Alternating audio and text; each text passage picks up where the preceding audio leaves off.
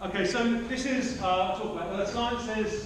So I'll try and introduce at the beginning what earth sciences is, because this is a subject that not many of you guys would have done at school, and then try and convince you that Edinburgh is a good place to do this.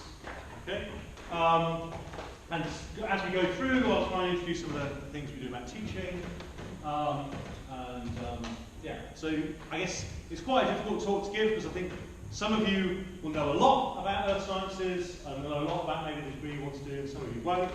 So I apologise for disappointing most of you at some point during this talk, but hopefully some of you will get, well, all of you will get at least some information that's new to you out of what we're going to do. So I'll just start off with this slide here, and I guess this is just a slide of any lecture theatre. This happens to be one downtown in some of our teaching facilities.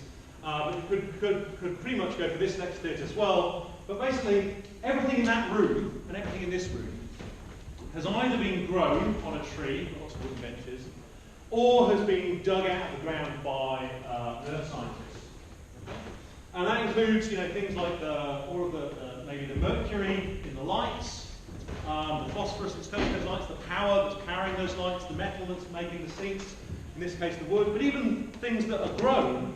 Okay, those things that are grown in trees, they require things like nutrients, phosphates, nitrates, and those either are mined out of the ground, or you need some kind of understanding about how the Earth system works to best utilise those resources. So Earth sciences is really important because it kind of basically is the underpinning of basically civilization. We wouldn't be able to have things like buildings if we didn't have Earth sciences. So it's important from a kind of a resources use and I guess end of complete life cycle and disposal point of things. But it's not just, earth sciences isn't just kind of, we do earth sciences to use stuff. We do it because it's interesting. So what earth scientists do is we literally look at the Earth. Okay, so these are lots of different ways of looking at the Earth, this example up here. So geologists might typically look at the Earth with their eyes and make observations of this kind of rock here, this other kind of rock somewhere else. But it's not just observations using kind of light. We use other physical techniques as well. We might use this as a map of gravity across the Earth. This is kind of a model of the inside of the Earth, which is inferred using other physical properties, using seismic waves. We also use things like remote sensing to look at the Earth in different ways. So we might use satellites to look at the atmosphere. We might also use things like this image here. It's using satellites to look at the colour of the ocean to infer things about where life is occurring, where's life not occurring. So it's really about looking at the Earth and trying to understand it using the physical sciences, using maths, using physics, using chemistry, using biology to understand how the Earth works. There are also some problems that society will have to face over the next kind of 100 years or so, and the biggest of those is climate change. So this is a map of surface temperature last year, okay, compared to surface temperature at the beginning of the 20th century. So you can see, you might have heard these negotiations that went on in Paris last year about limiting global warming to 2 degrees, ideally less than 1.5 degrees. But you can see the parts of the globe, kind of particularly the northern hemisphere, were already at 4 degrees. Okay? So understanding the spatial pattern of this warming and the implications of that for ecosystem change, for how this is going to change maybe some physical processes that are important to us, erosion, water resources, that's an important part of earth sciences. But also, what are we going to do about this problem? Okay? So understanding the Earth system to deal with the changes that we're going to get, to potentially kind of mitigate some of those, and to do something about it, so things like carbon capture and storage, things like alternative energies, these are also important parts of earth sciences. So we are the problem. No, we did that. Sorry about that. That was us.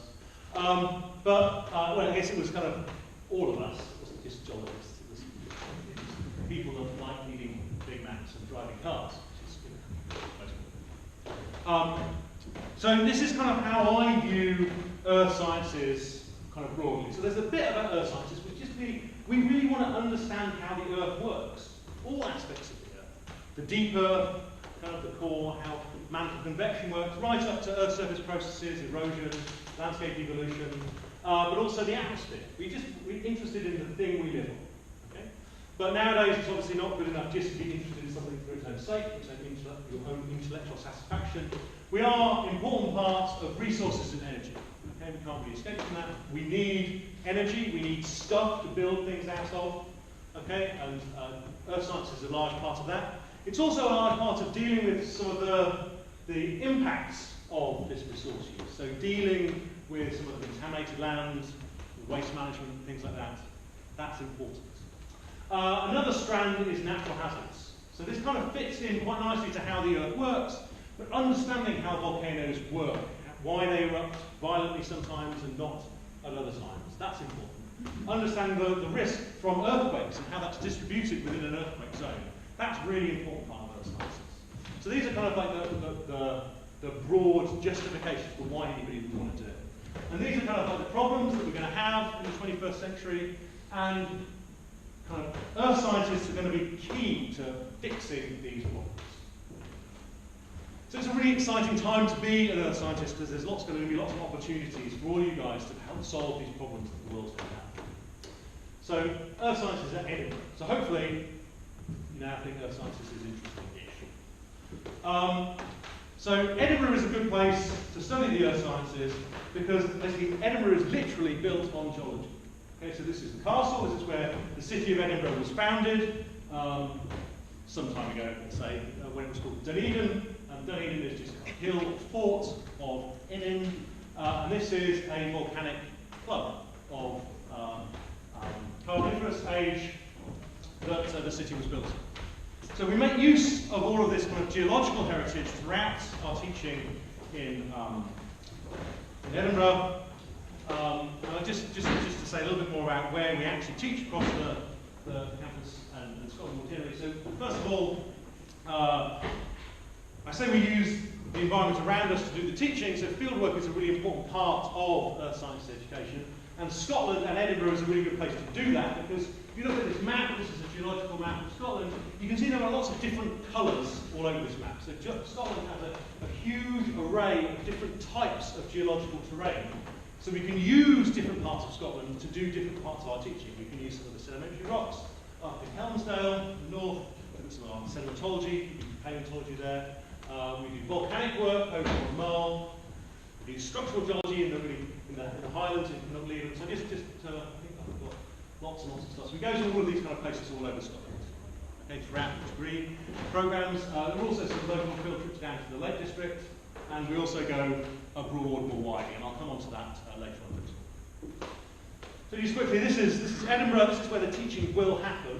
For most science degrees, they're split between King's Buildings, where we are now, and geography departments, and quite a lot of our geoscience talks are down in Drummond Street or in the central area, which I recommend you all go for a wander around downtown. It's quite a nice place to be. This is where you will probably live in the first year, in the halls of catered halls of residence. This is the sports ground. So you can see, although we are spread out over the city, it's actually in a reasonably compact area. There's kind of freely, there's a free shuttle bus between them. It takes me 10 minutes to cycle from here to here. All right, obviously not fast. So sticking along the why Edinburgh theme. So Edinburgh is the birthplace of modern geology, or the birthplace of geology, in fact. So we do kind of encourage students to think about the historical context of the things that we do. So this image here, this is quite close to Edinburgh. This is Sicker Point down in the Borders, and it's a picture that every geologist everywhere in the world would have seen. Okay, this is one of the most fundamental kind of exposures where the concepts of the vastness of geological time was really first figured out by this guy James Hutton here and Charles Lyell, both based in Edinburgh. So this was figured out quite a long time ago, and these concepts are still relevant today. I'll just talk a little bit about this guy in the middle here. So this is John Playfair, and he wasn't really a scientist, okay? But he's really important to kind of the story of the history of geology as a science, because these two guys, James Hutton and Charles Lyell, were awful scientific they wrote really quite boring books about the history of the Earth a lot of the time. Whereas John Playfair was, you know, a rich, wealthy, he's just a rich guy, right? Lots of time on his hands, and he wrote basically about the science of these. He was a scientific communicator of the 18th century. And I put that up here because that's actually a really important part of our degrees. So it's not just the science, okay? Science is never finished until it's been communicated. Okay, so in fact we have a special course optional in the fourth year of all of our Earth Science degrees they want to take in Geoscience communication. Okay, so it's these transferable skills that we also embed in our degrees, which are important. It's not just the fundamental science; it's also, you know, the transferable skills that make you guys employable. Okay, so it's not just kind of dead old white men.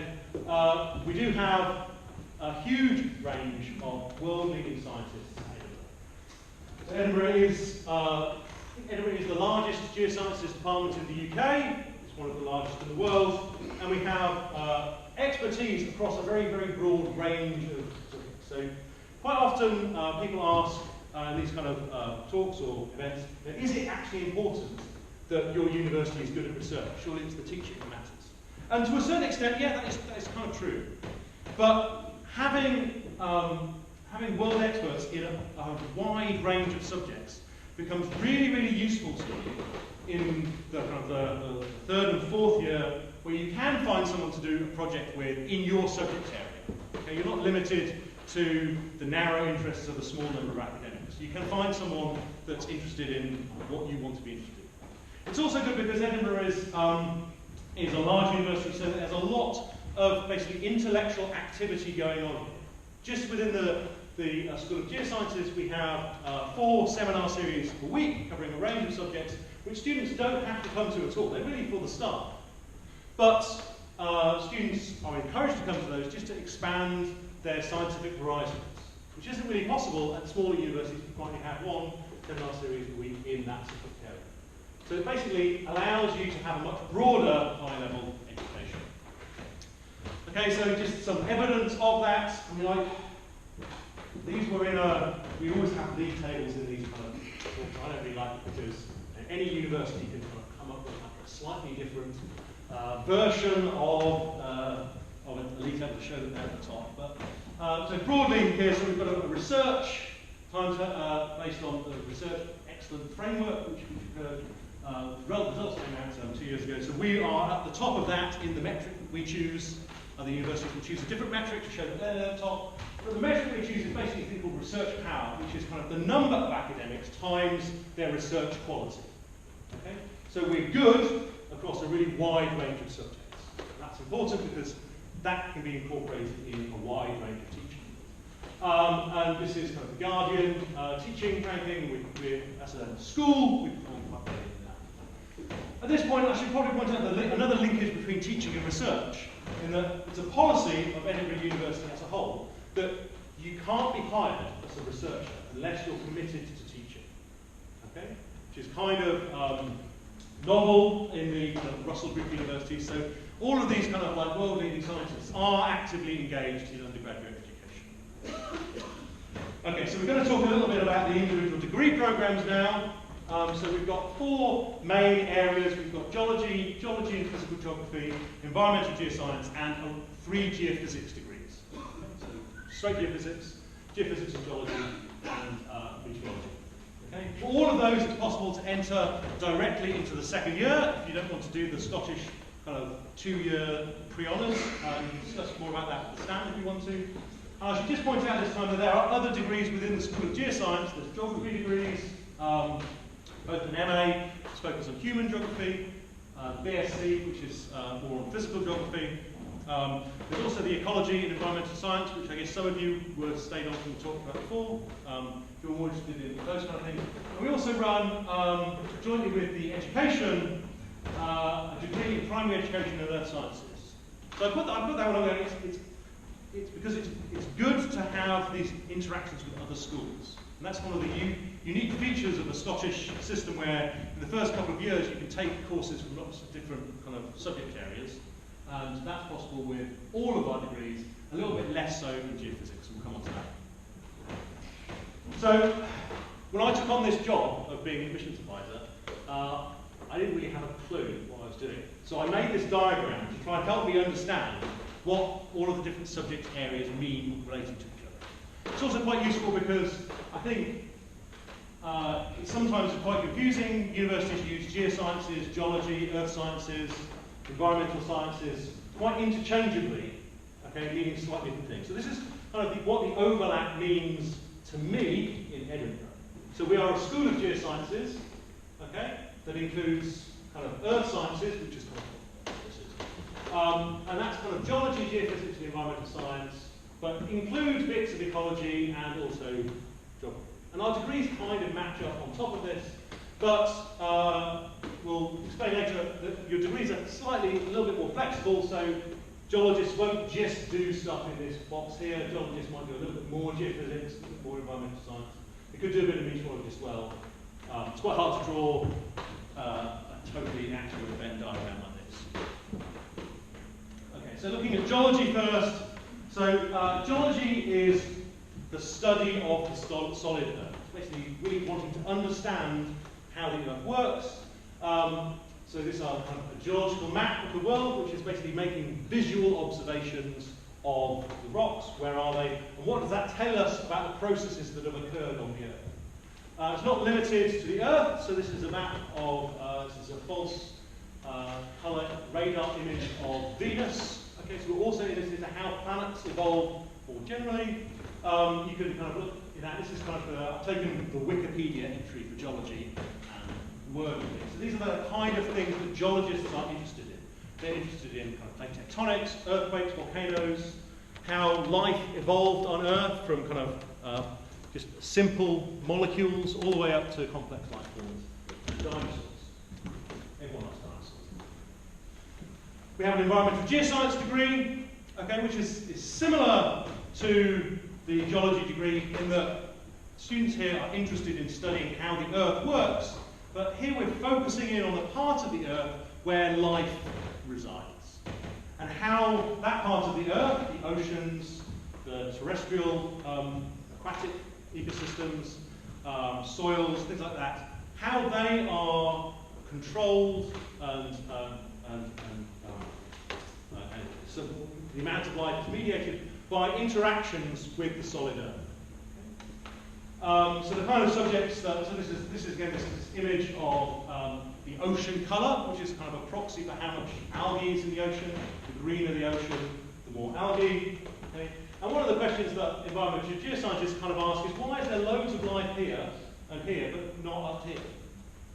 Okay? And how that might change in the future. What is it that limits life in different places of the Earth? Environmental geoscience is also interested in things like contaminated land remediation, understanding how pollutants move through the environment. It's a big part of environmental geoscience. Geology and physical geography.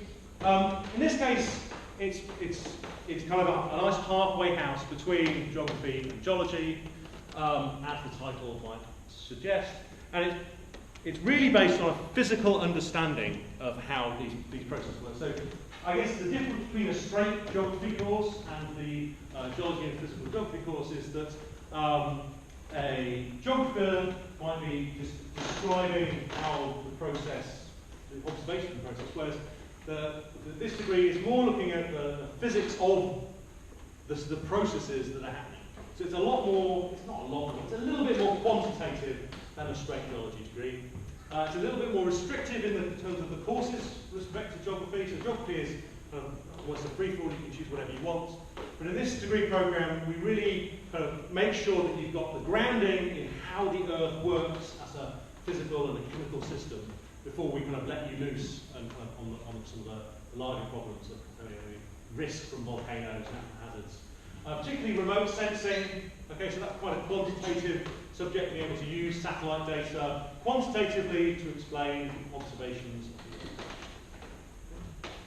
There are some words from that, things you might be able to see. Obviously, geography is a big part of it.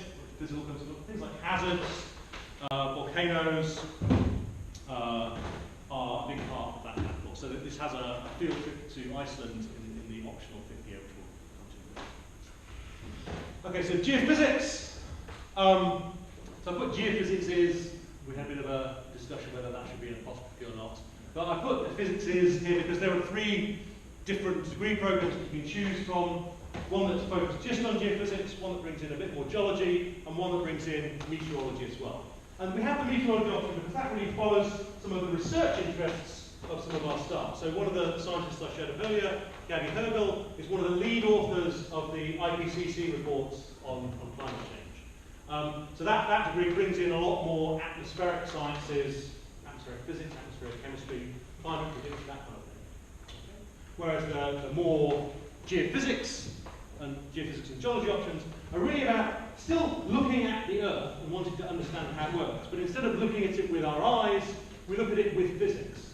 Okay? We look at the measurements of gravity, measurements of seismic waves, using electromagnetic waves as they pass through the Earth. This is a thing that the students build up in that course. Not just observing, but then also using our knowledge of physics to model some of the processes so we can see if we can understand them. So it's observation and modeling. There's another Wordle, all the kind of things. So yes, using physics, magnetic waves, meteorology, as well. Okay, that's kind of almost eligible. So moving on to kind of the degree structure.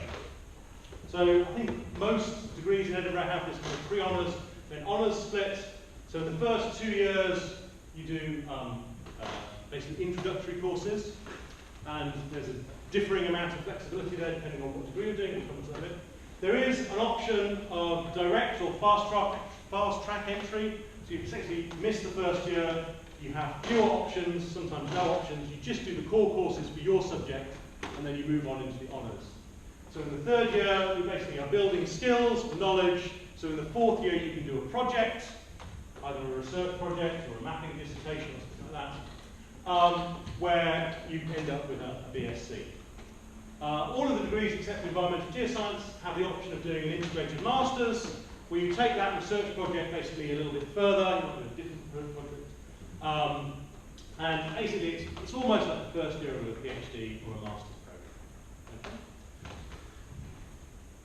So for the 3 non-geophysics degrees, this is the kind of the structure of what we do. So in your first year, we give you some core courses, Earth Dynamics, which is an introduction to how the Earth works, the solid part of the Earth, so how plate tectonics works, how volcanoes work, why we get earthquakes, these kind of fundamental things about the solid Earth. We have a course which you can't, I guess, we give everything an acronym, which means nothing to you guys.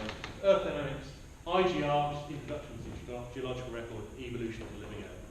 So the geological record is basically, it's a field work kind of dominated course. We go to the Lake District for a week, and we start to learn how to make observations in the field of a scientific nature. Okay, that's a really important skill that builds throughout all of the degree programs. We also introduce the concepts of geological mapping, and in the lab-based parts of the course, we also introduce kind of how we make rigorous scientific observations of kind of things that the Earth is made from. Evolution of the Living Earth is about how the Earth formed from a kind of a spinning cloud of dust in the solar system, condensing to form a solid planet, and how that became habitable for life to evolve and to persist on that planet. And then how that life evolved. It also includes some basic chemistry to make sure everyone comes up to kind of like a level which will be used in some of the other courses, and it covers a little bit about how the climate system of the planet works. We have some courses in maths, which depending on how much maths you've done already, we'll do either 1 or 2 courses, and then some options which could be in absolutely anything. Now in the second year, you start to specialise into your degree streams, so it's easy to switch at the end of the first year to something else if you think that's for you. So geology, do this course Global Tectonics and the Rock Cycle, which is kind of fairly self-descriptive in that we're looking at kind of the processes that determine how rocks are formed, so sedimentary processes, igneous and metamorphic processes. and that has a field component as well. We introduce some of the physical concepts in geophysics. The environmental geoscience course moves slightly a little bit more towards chemistry, environmental geochemistry of the Earth's surface, understanding things like pollution in soils and how those move through the environment. Oceanography, introduction to how the ocean works. The ocean is a big part of environmental geochemistry, environmental geoscience, and the physical geography course brings in a course in geomorphology, so how landscapes evolve over time. Now, all degrees also have to do this course called geomaterials, which is basically understanding the chemical and physical properties of the materials, mostly minerals, that the Earth is made of. So this provides some knowledge, but also just generic background chemistry that allows you to use that in more advanced courses later on. And again, lots of options in anything, any subjects, the whole university except veterinary science and medicine. So geophysics is slightly different in that the options are much more restricted. And that's because even if you've done physics and maths to a high level at school, the geophysics course needs to build on those skills to provide you a high enough level of physics and maths to progress through the rest of the course. So 4 of the courses in the first year are maths courses and physics courses that the physicists do. So it's maths for physics and physics 1A and physics 1B. Gives you a really fundamental grounding in physics. You also do some of the basically introductory geoscience, geology courses. And then in the second year, you start to split off and specialise into your individual degree streams. So the geophysics and meteorology, do some meteorology and atmospheric science courses, understanding the climate system, understanding weather, how that works, how the atmosphere works as a physical thing where fluids are rotating on a rotating physics. Fluids are moving on a rotating sphere. It's very complicated. That's actually very straightforward physics, but not so maths. Geophysics and geology brings in some of those core courses from the geology program into the geophysics program, as does the geophysics, but just a little bit less geology.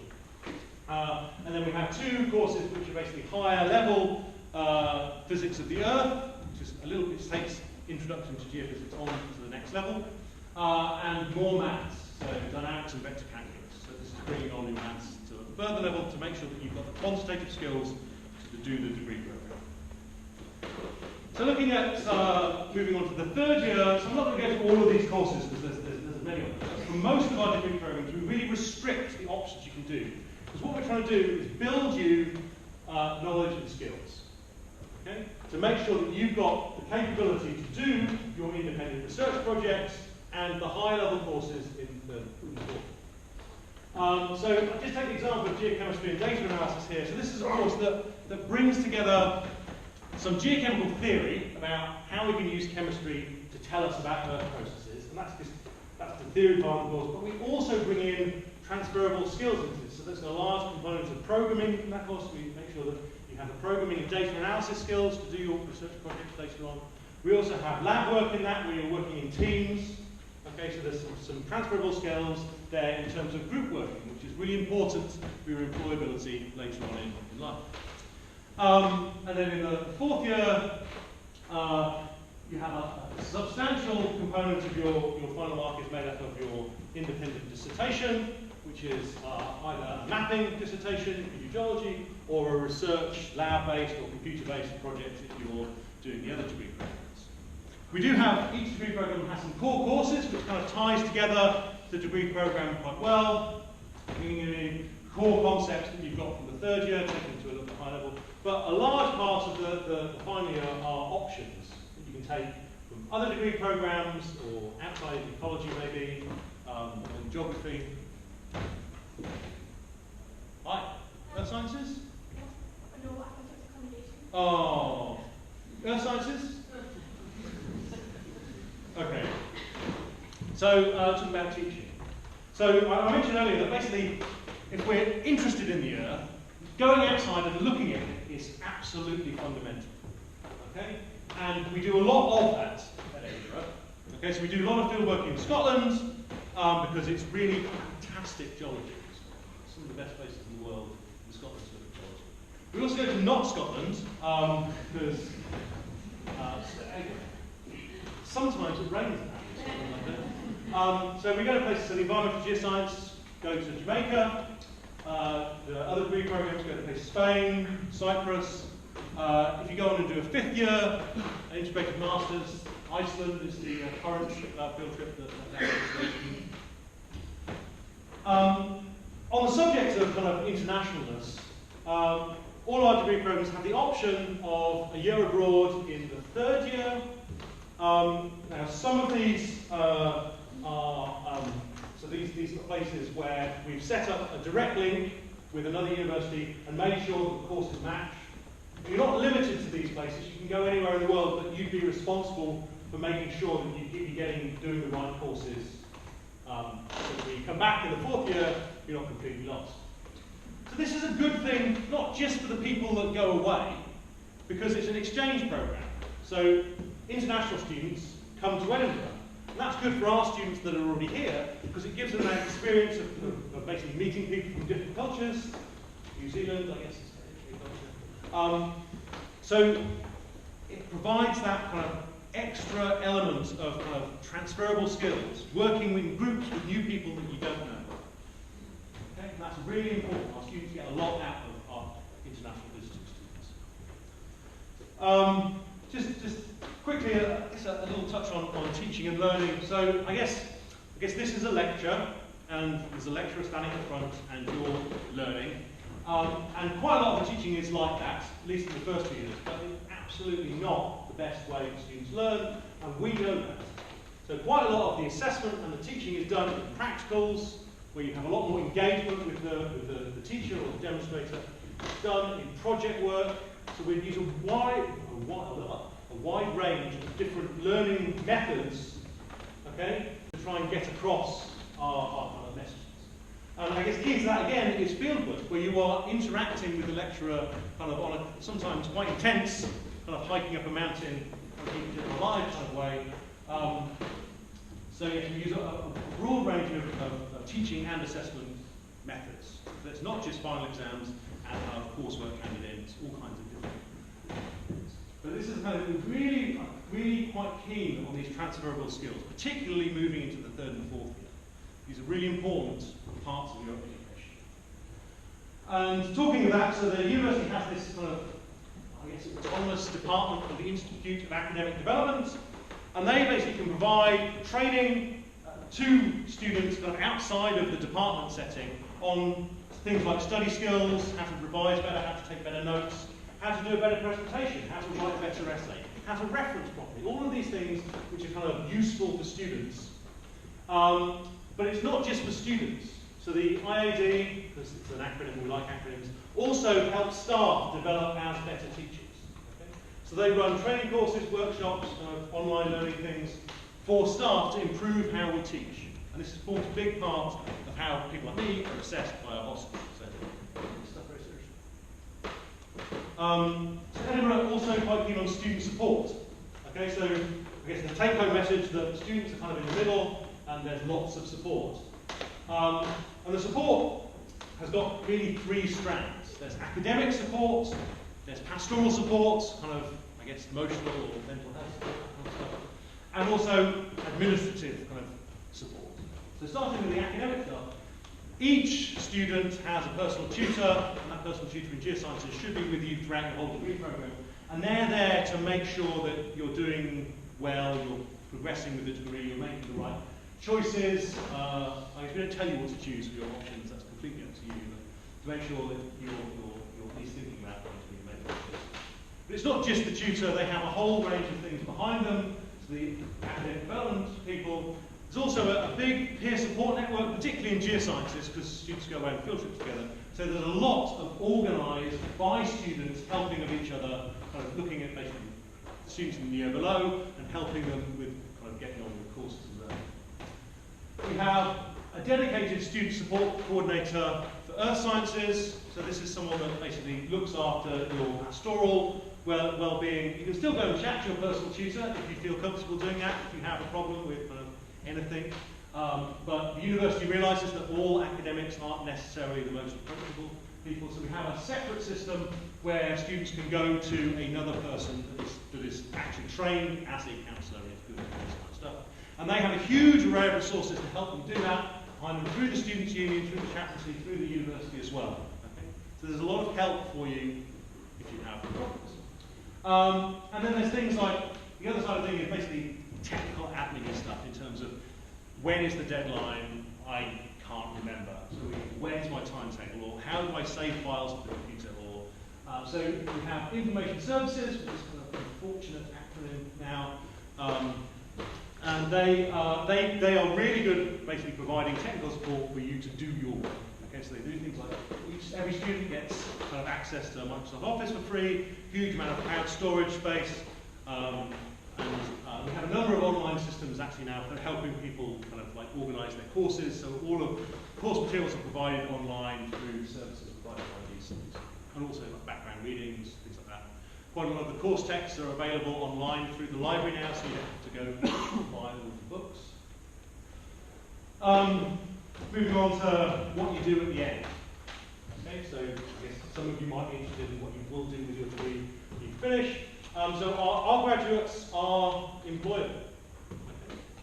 They are very employable in a wide range of subjects. So it's not just kind of oil and gas, which kind of maybe what scientists did maybe 30 years ago. Okay, there's a huge range of employment opportunities in a wide range of sectors. Quite a lot of our students now go into environmental consultancy, try and fix some of the mess that we've made of the planet. They go into become regulators, they work for NGOs, campaigners, working to change environmental policies. But also, if you do earth sciences, any of the earth sciences, you will have a quantitative science degree. Okay? That makes you employable to the regular range of employers out there. If you're looking at people that are quantitative, are able to analyse large data sets, synthesise different points of view. Okay, so working for finance, working for consultancy, management consultancy, accountancy, that kind of thing, totally employable with our degrees. And I just also point out that so we have a career service. So within Geosciences, there's a dedicated career service advisor that will help our students build their CV. Will help them with getting internships, doing sensible things over the summer to make yourself more employable. We also, within the School of Geoscience, we also organise a careers talk every week from a different, usually one of our graduates comes in and talks about what they've done with their career, what they're doing, what their company does. Okay, so we're trying to build, we do build relationships with industry like that. We in fact have an advisory board that's made up of former graduates that are CEOs of kind of like large companies. And they, every year they meet and they basically look at our degree programme and they say, is this providing what we need? Okay, and they tell us, oh, we really like it, you do this part, we just like the quantitativeness, we like the field parts, but we really want more transferable skills, more teamwork, and we've changed our degree programme to accommodate that. Okay, so to finish, because I'm probably late, people want to know about foundation.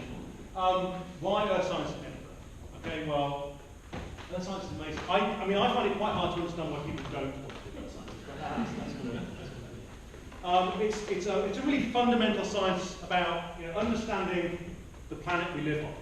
Okay, it brings together physics, it brings together chemistry, it brings together biology to understand things that really matter. And I find that really quite exciting, and it's constantly changing. Okay, we show these kind of like old white-haired guys from the 18th century, and those concepts are still valid, but they're constantly being kind of updated and changing. The science is constantly moving on. Edinburgh is pretty good too. My modest face on. So this thing about us being a really big research department, okay, it does matter a little bit, okay, for teaching in terms of the reputation of the university. Okay, when you're going for a job, and you go, oh, I've got a degree in geology from Edinburgh, people know Edinburgh, and they know Edinburgh Geology. Edinburgh Geophysics. Another thing that's really good about us is our degree flexibility, and that's actually quite common across most Scottish universities, and particularly the first couple of years you get to switch, do different courses, potentially switch degree programs. We have a really strong focus on field skills. We spend a lot, shouldn't really capitalise We have this really strong focus on field skills. We use the thing that we're studying to teach. All of the options give you this basically tailored degree to your interest, which is important. And I guess last of all, Edinburgh.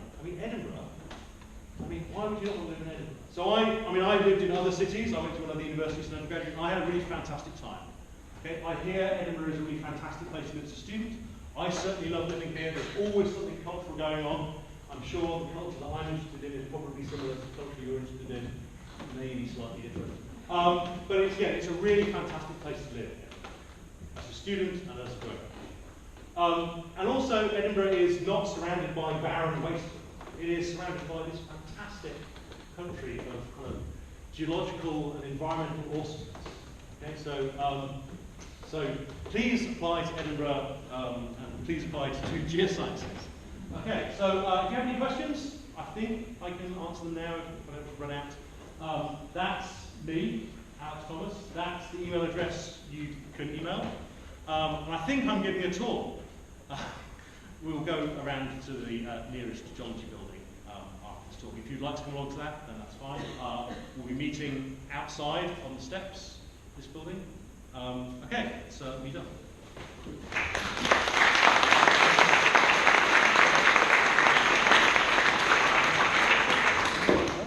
Any questions? Okay, well, I'll be either giving the talk or in the room in the Sanderson building